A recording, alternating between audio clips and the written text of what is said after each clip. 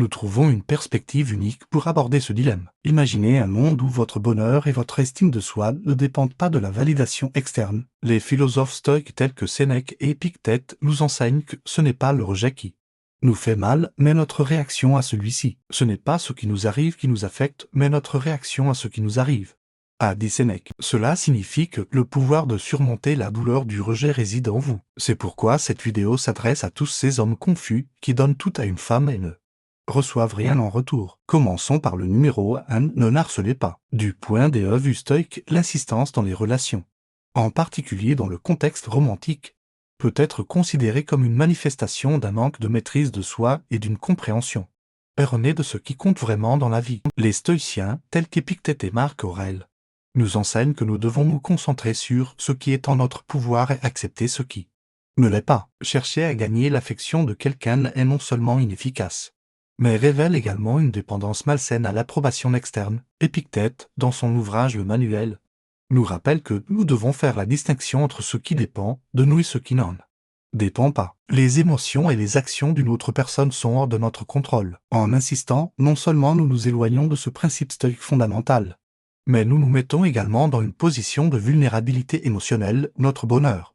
et notre estime de soi dépendent de la réponse de l'autre. De plus, Marc Aurèle, dans ses méditations, souligne l'importance de la force intérieure et de l'autosuffisance. En insistant dans une relation, nous montrons un manque de ces qualités. Nous devenons, comme vous le soulignez, esclaves des émotions, nous éloignant de l'idéal stoïque de maîtrise de soi et d'équilibre émotionnel. Par conséquent, d'un point de vue stoïque, la clé n'est pas d'insister dans une relation, mais de cultiver la force intérieure et l'acceptation de soi. En le faisant, nous devenons non seulement plus attrayants en tant qu'individus, mais nous développons également une plus grande résilience émotionnelle. Passons maintenant au numéro 2, ne lui offrez pas de cadeaux. Si vous pensez que donner des ours en peluche, des bonbons et des fleurs à une fille est le moyen approprié de gagner son acceptation, vous vous trompez. L'idée que donner des objets matériels est un moyen efficace de gagner l'affection et l'acceptation est une erreur qui reflète une compréhension erronée de ce qui attire et maintient des relations significatives. Les stoïciens, avec leur accent sur la vertu et la maîtrise de soi,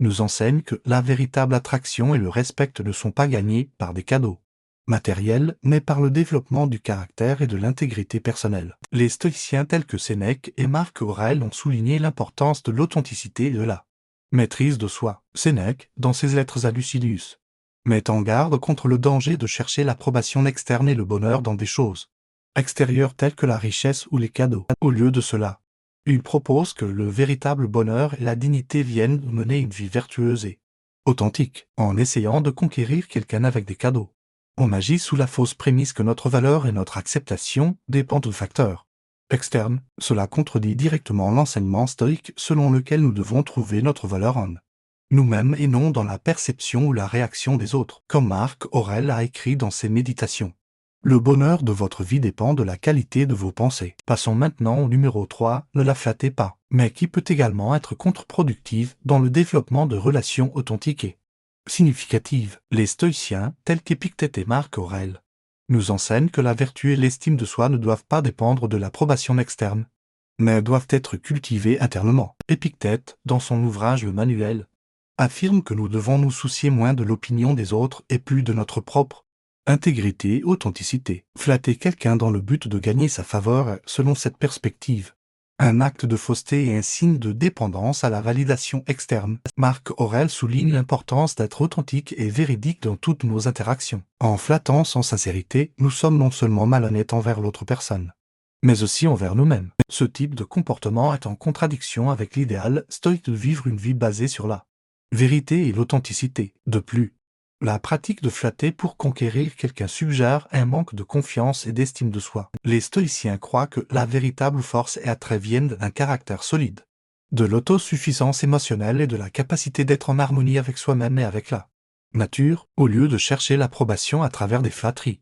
On nous encourage à développer des qualités telles que la sagesse, la tempérance et la justice, qui sont beaucoup plus attrayantes et respectables à long terme. Passons maintenant au numéro 4, ne l'idéalisez pas. La tendance à idéaliser quelqu'un, en particulier dans un contexte romantique, est un sujet que les stoïciens aborderaient sérieusement, en mettant l'accent sur l'importance de maintenir une perception réaliste et équilibrée de soi-même et des autres. Cette idéalisation peut être considérée comme une forme d'esclavage émotionnel où l'on perd le contrôle de ses émotions et de son jugement, se laissant emporter par des illusions plutôt que par la réalité. Les stoïciens, tels qu'Épictète et Marc Aurèle, soulignent l'importance de contrôler nos perceptions et nos émotions. Épictète, dans ses discours, souligne que ce ne sont pas les événements externes qui nous perturbent, mais nos opinions à leur sujet. En idéalisant quelqu'un, nous permettons à nos opinions déformées de contrôler notre paix mentale et notre capacité à prendre des décisions rationnelles. De son côté, Marc Aurèle nous rappelle dans ses méditations l'importance de voir les choses et les personnes telles qu'elles sont, sans les embellir avec des perceptions exagérées. Idéaliser une personne en la voyant comme parfaite ou comme une divinité, c'est s'éloigner de cette réalité. Cela conduit à des attentes peu réalistes et souvent à la déception. De plus, d'un point de vue stoïque, l'acte d'idéaliser quelqu'un peut être considéré comme un reflet d'une faiblesse interne et d'un manque d'autosuffisance. Les stoïciens prônent une force intérieure où le bonheur et l'estime de soi ne dépendent pas de facteurs externes tels que l'approbation ou l'attention d'une autre personne. En idéalisant quelqu'un, on crée une dépendance émotionnelle qui va à l'encontre de l'autosuffisance et de la résilience promue par le stoïcisme. Au lieu d'idéaliser et de diviniser quelqu'un, les stoïciens nous encourageraient à traiter tout le monde avec équité et réalisme, en appréciant les relations basées sur le respect mutuel et une compréhension réaliste des qualités de l'autre. Cela conduit à une plus grande stabilité émotionnelle et à une personnalité plus forte et authentique, des attributs intrinsèquement plus attrayants et sains dans tout type de relation. Passons maintenant au numéro 5, ne faites pas de choses pour elle. La perspective stoïque offre une vision unique de la nature des actions et de leur interprétation dans le contexte des relations interpersonnelles. Les stoïciens, tels qu'Épictète et Marc Aurèle, enseignent l'importance d'agir avec intégrité et intention, plutôt que de chercher l'approbation ou les faveurs des autres à travers nos actions. Épictète, dans son Enchiridion, nous rappelle que nous devons nous concentrer sur nos propres actions et motivations, et non sur les résultats ou sur la façon dont ils sont perçus par les autres. Agir avec l'espoir de gagner de l'affection ou de l'attention, en particulier dans le contexte d'une relation romantique, peut être considéré comme une forme de dépendance externe. Ce que les stoïciens déconseillent va à l'encontre du principe stoïque d'agir vertueusement pour son propre bien. Les stoïciens croient que la véritable vertu et dignité proviennent d'agir selon la raison et la justice, sans attentes externes. De plus, l'idée que l'on devrait faire des faveurs uniquement à ceux qui sont proches, comme la famille et les amis intimes, résonne avec l'enseignement stoïque sur l'importance de la communauté et des relations significatives. Cependant, il est crucial de comprendre que la bonté et la générosité ne doivent pas être conditionnées par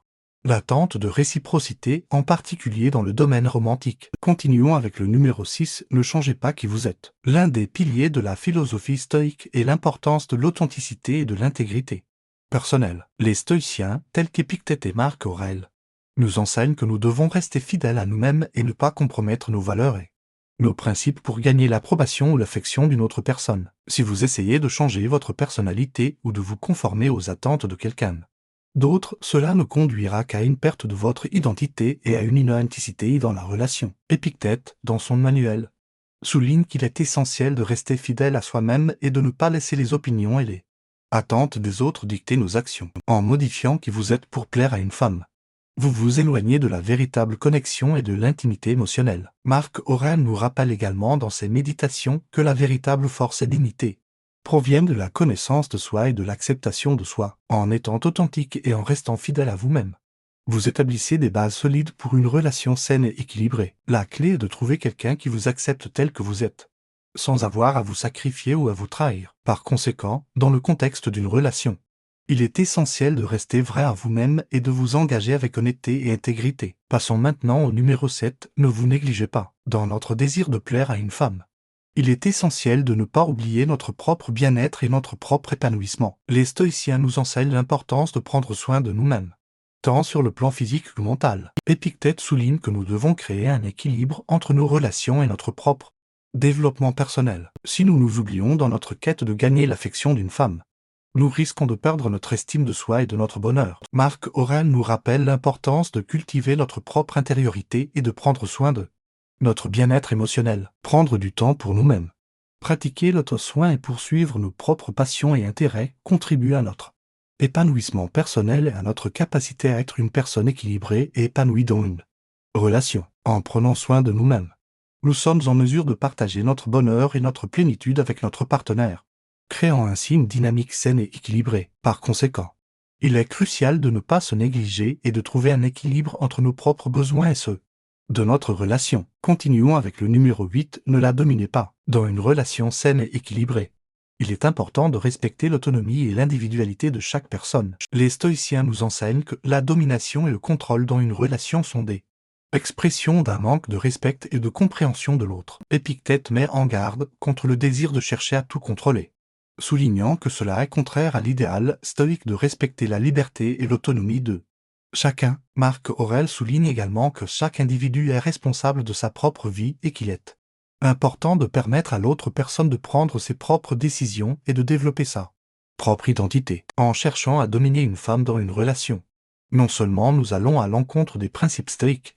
mais nous créons également un déséquilibre de pouvoir et une dynamique oppressive. La clé est de cultiver une relation basée sur le respect mutuel, l'harmonie et la coopération plutôt que sur le contrôle et la domination, en accordant à l'autre personne l'espace et la liberté nécessaires pour s'épanouir. Nous créons un environnement propice à une relation authentique et épanouissante. Passons maintenant au numéro 9, ne la comparez pas aux autres. La comparaison peut être une tentation courante dans les relations, en particulier lorsqu'il s'agit de mesurer l'affection et l'attention que nous recevons d'une personne. Cependant, les stoïciens nous rappellent qu'il est futile et injuste de comparer une personne à une autre. Épictète nous enseigne que chaque individu est unique et a ses propres qualités et mérites. Comparer une femme à d'autres personnes peut conduire à des attentes irréalistes et à la dévalorisation de la relation. Marc Aurèle souligne également l'importance de se concentrer sur les qualités et les valeurs de chaque individu sans se laisser distraire par des comparaisons externes. En évitant de comparer une femme à d'autres, nous cultivons une appréciation plus profonde et authentique de ce qu'elle apporte à notre vie. Nous valorisons également notre relation pour ce qu'elle est, plutôt que de la juger par rapport à d'autres relations. La clé est de reconnaître et de célébrer les aspects uniques et précieux de notre relation, sans se laisser influencer par les comparaisons externes qui peuvent être trompeuses et nuisibles. Continuons avec le numéro 10, ne soyez pas possessif. Dans une relation saine, il est essentiel de respecter l'indépendance et la liberté de l'autre personne. Les stoïciens nous enseignent que la possessivité est une manifestation d'un attachement excessif et d'un manque de confiance en soi. Épictète nous rappelle que chaque personne est un individu autonome et a le droit d'avoir sa propre vie en dehors de la relation. La possessivité crée une barrière entre les partenaires et empêche l'épanouissement mutuel. Marc Aurèle souligne également l'importance de faire confiance à l'autre personne et de la laisser vivre sa propre vie. En étant possessif, nous limitons l'espace nécessaire pour la croissance personnelle et la réalisation de soi. Il est essentiel de cultiver un sentiment de confiance et de respect mutuel dans une relation, en permettant à l'autre personne d'avoir des amitiés, des intérêts et des activités en dehors de la relation. Ainsi, nous favorisons une relation saine et équilibrée, basée sur la compréhension et le soutien mutuel. Passons maintenant au numéro 11, ne prenez pas les décisions à sa place. Dans une relation, il est important de reconnaître et de respecter l'autonomie de l'autre personne. Les stoïciens nous rappellent que chaque individu est responsable de ses propres choix et décisions. Épictète souligne l'importance de la liberté et de l'autonomie individuelle. En prenant les décisions à la place d'une femme, nous nions sa capacité à être le maître de sa propre vie. Marc Aurèle nous rappelle également que chacun doit prendre ses propres décisions et faire face aux conséquences qui en découlent. En montrant du respect pour l'autonomie de l'autre personne, nous créons un environnement où chacun peut s'exprimer librement et se sentir valorisé. Il est essentiel d'encourager et de soutenir l'autre personne dans ses choix, plutôt que de chercher à exercer un contrôle sur sa vie. Ainsi, nous cultivons une relation fondée sur la confiance et le respect mutuel. Passons maintenant au numéro 12, ne la critiquez pas constamment. Dans une relation saine, il est important de cultiver un climat de soutien et d'acceptation mutuelle. Les stoïciens nous enseignent que la critique constante est une manifestation de jugement et d'insatisfaction. Épictète souligne l'importance de se concentrer sur ce qui est en notre pouvoir et d'accepter ce qui ne l'est pas. En critiquant constamment une femme, nous créons un environnement de tension et d'insécurité. Marc Aurèle nous rappelle également que chaque personne est en constante évolution et qu'il est important de l'accepter telle qu'elle est, en cultivant un esprit ouvert et en encourageant les qualités positives de l'autre personne. Nous favorisons une relation épanouissante et harmonieuse. Il est essentiel de se concentrer sur les aspects positifs et d'exprimer notre appréciation plutôt que de critiquer constamment et de décourager l'autre personne. Ainsi, nous créons un climat d'amour et d'acceptation mutuelle. Passons maintenant au numéro 13, ne trahissez pas sa confiance. La confiance est un élément essentiel dans toute relation. Les stoïciens nous enseignent l'importance de l'intégrité et de la fiabilité. Épictète souligne que la confiance est une condition sine qua non de toute relation saine. En trahissant la confiance d'une femme, nous créons une blessure profonde qui peut être difficile à réparer. Marc Aurèle nous rappelle également l'importance de l'honnêteté et de l'intégrité dans nos actions. Il est essentiel de respecter les limites et les confidences de l'autre personne, et de faire preuve de transparence et de loyauté. En cultivant une relation basée sur la confiance mutuelle, nous créons un fondement solide pour une connexion profonde et authentique. Il est essentiel de se montrer digne de confiance et de respecter les engagements que nous prenons dans une relation, de prendre soin de soi-même et de ne pas chercher l'approbation externe. De plus, il est important de ne pas idéaliser, comparer, dominer, critiquer constamment, trahir la confiance ou prendre les décisions à la place de l'autre personne. En suivant ces principes stoïques, nous pouvons cultiver des relations basées sur le respect mutuel, l'harmonie et la croissance personnelle.